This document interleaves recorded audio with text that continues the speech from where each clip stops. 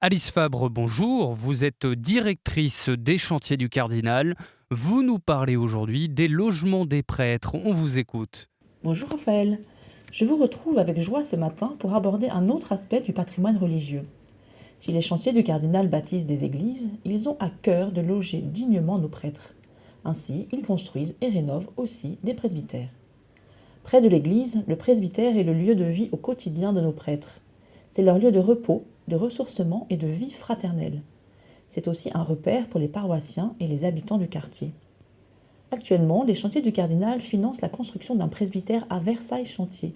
Il sera situé à côté de la maison paroissiale de Sainte-Élisabeth de Hongrie. Prêtres, vicaires et séminaristes vivaient dans des endroits distincts. Le nouveau presbytère permettra de les réunir dans un même lieu. Le père Yann Lelay, curé de la paroisse, nous confie: La vie en communauté est un aspect non négligeable de mon sacerdoce.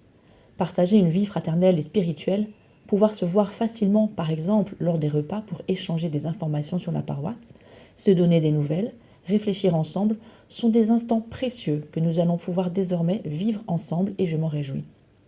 Partons ailleurs, à Gennevilliers, dans les Hauts-de-Seine, où il y a 3 églises et encore aucun presbytère.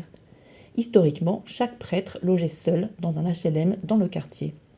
Pour le père Joncourt, curé de la paroisse, un nouveau presbytère permettra de renforcer la présence et l'action au plus près des paroissiens et des habitants du voisinage.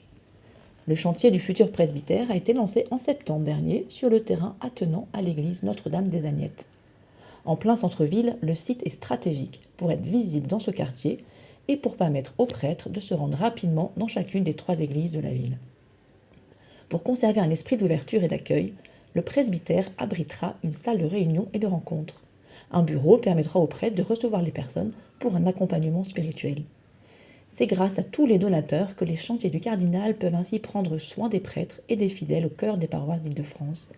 Merci à tous et à très bientôt dans une nouvelle chronique. Merci beaucoup Alice Fabre pour votre intervention. Je le rappelle, vous êtes directrice des chantiers du Cardinal. Excellente journée à vous.